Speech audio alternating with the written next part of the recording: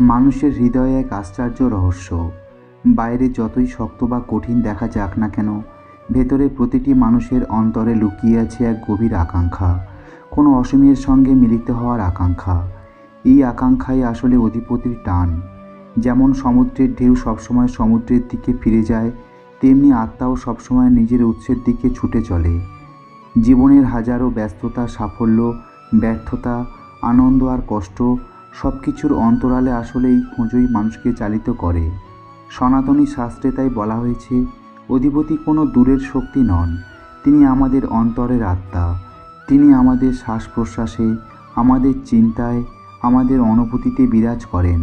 আমরা যতই তাকে না দেখি, তবুও তিনি সর্বদা আমাদের সঙ্গে আছেন। যেমন বাতাসকে আমরা চোখে দেখি না, কিন্তু অনুভব করি, তেমনি ঈশ্বরকেও অনুভব করা যায় যদি অন্তর প্রস্তুত থাকে। প্রশ্ন হলো, কেন আমরা তাকে সবসময় অনুভব করতে পারি না? উত্তর হলো, অজ্ঞতা ও আসক্তি আমাদের চোখ ঢেকে রাখে। অহংকার, লোভ, রাগ, হিংসা, এই সব হলো সেই পর্দা যা আমাদের হৃদয়ের আলোকে আড়াল করে। কিন্তু যখন মানুষ ভক্তি, করুণা, সততা আর প্রেমে নিজেকে শুদ্ধ করে, তখন পর্দা ধীরে ধীরে সরে যায় আর অন্তরে জেগে ওঠে সেই আলো, যে আলো অধিপতিরই প্রতিফলন। এই বিশ্ব ব্রহ্মাণ্ডের দিকে তাকালে বোঝা যায় সব কিছুই শৃঙ্খলাবদ্ধ। সূর্য ঠিক সময়ে ওঠে, ঠিক সময়ে অস্ত যায়, ঋতু পরিবর্তন হয়, বীজ থেকে গাছ হয়, গাছ থেকে ফুল ও ফল জন্ম নেয়, মহাকাশে গ্রহ নক্ষত্র নির্দিষ্ট নিয়মে আবর্তিত হয়। এই শৃঙ্খলা কেবল অন্ধ নিয়মের ফল হতে পারে না, এর পেছনে আছে এক মহান বুদ্ধি, এক মহান চেতনা। সেই চেতনার নামই অধিপতি। সনাতনী শাস্ত্র এই চেতনাকে বিভিন্ন রূপে প্রকাশ করেছে। কখনো তাকে নিরাকার ব্রহ্ম বলা হয়েছে, যিনি সর্বত্র, যিনি রূপহীন, যিনি কেবল চেতনা। আবার কখনো তাকে ব্যক্তরূপে পূজা করা হয়েছে, রাম, কৃষ্ণ, শিব, দেবী রূপে। কারণ মানুষের মন রূপ ও সম্পর্ক চায়, তাই ভক্তরা তাদের পছন্দের রূপে ঈশ্বরকে ডাকে, আর ঈশ্বরও সেই রূপেই সাড়া দেন। এতে কোনো বিরোধ নেই, কারণ সব রূপই একই সত্যের বহিঃপ্রকাশ। পুনর্জন্মের শিক্ষা আবার মানুষকে মনে করিয়ে দেয়, জীবন শুধু এক জন্মে সীমাবদ্ধ নয়, আমরা সবাই এক দীর্ঘ যাত্রায় আছি। কোনো জন্মে আমরা শিখি সহনশীলতা, কোনো জন্মে শিখি সাহস, কোনো জন্মে শিখি প্রেম। প্রতিটি জন্মে কিছু না কিছু শিক্ষা জমা হয়, আর সেই শিক্ষা ধীরে ধীরে আমাদের আত্মাকে পরিশুদ্ধ করে। এক সময় আত্মা এতটাই নির্মল হয় যে সে সরাসরি অধিপতির সান্নিধ্য লাভ করতে পারে। তখন আর জন্ম মৃত্যুর প্রয়োজন থাকে না। অধিপতি আমাদের এ যাত্রার পথপ্রদর্শক। তিনি বাইরে থেকে নির্দেশ দেন না, ভেতর থেকে টানেন। কখনো অন্তরের কণ্ঠস্বর হয়ে ওঠেন, কখনো প্রেরণা দেন, কখনো আবার সংকটে ফেলে শিক্ষা দেন। আমাদের প্রতিটি অভিজ্ঞতা তারই পরিকল্পনার অংশ। আমরা বুঝি বা না বুঝি, তিনি সবসময় আমাদের উন্নতির জন্য কাজ করছেন। তাহলে কি দুঃখও তারই দান? হ্যাঁ, কিন্তু তা শাস্তির জন্য নয়, শিক্ষার জন্য।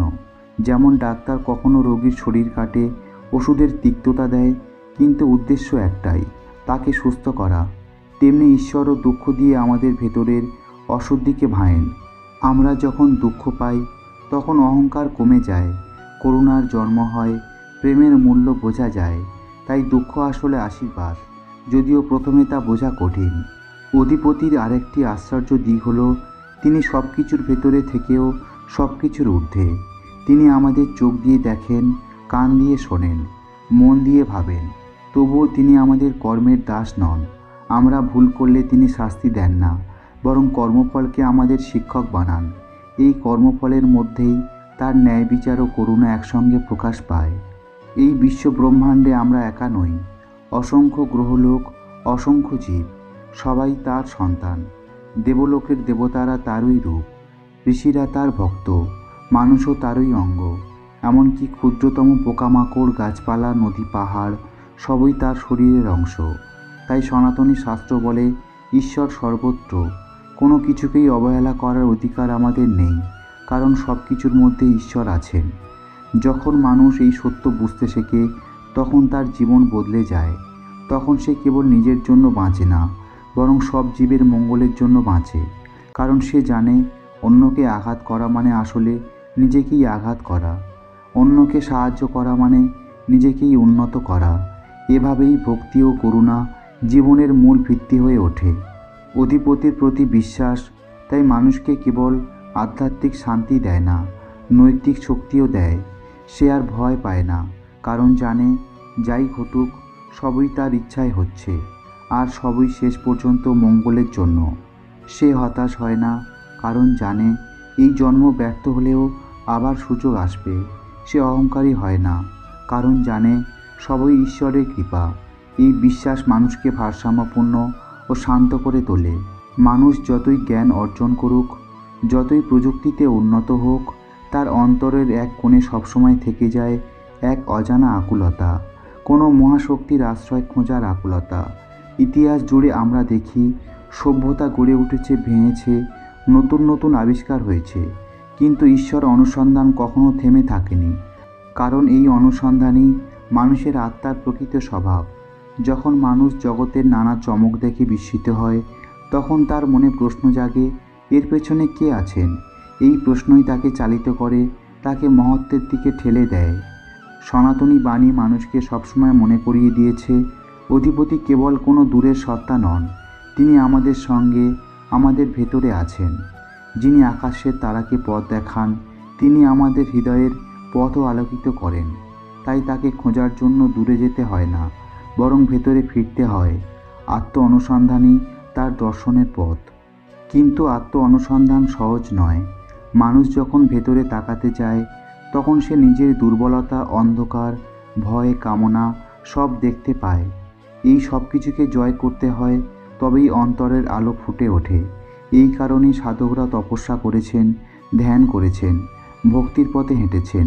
তাদের অভিজ্ঞতা বলে, যখন হৃদয় নির্মল হয়, তখনই এই শান্তি হলো ঈশ্বরের চিহ্ন।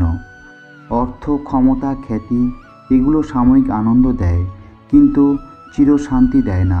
মানুষ যতই এগুলো পায়, তবুও অন্তরে এক শূন্যতা থেকে যায়। কিন্তু যখন অধিপতির সান্নিধ্য মেলে, তখন সেই শূন্যতা ভরে যায়। তখন মানুষ উপলব্ধি করে, হ্যাঁ, এটাই ছিল আমার প্রকৃত গন্তব্য। অধিপতি শুধু আমাদের অন্তরের পথপ্রদর্শক নন, তিনি এই মহাবিশ্বের নিয়ন্তা। গ্যালাক্সির ঘূর্ণন, নক্ষত্রের জন্ম মৃত্যু, নদীর প্রবাহ, বাতাসের স্রোত সবই তার লীলার অংশ। আমরা হয়তো বৈজ্ঞানিক ভাষায় এগুলোর ব্যাখ্যা দিতে পারি, কিন্তু সেই নিয়মগুলো যিনি স্থাপন করেছেন, সেই মূল চেতনার নামই অধিপতি।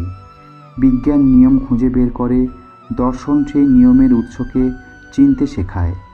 সনাতনী শাস্ত্রে তাই বলা হয়, তিনি নিরাকার আবার সাকার। যারা রূপে বিশ্বাস করেন, তারা তাকে শিব, বিষ্ণু, কৃষ্ণ, রাম, দেবী রূপে অনুভব করেন।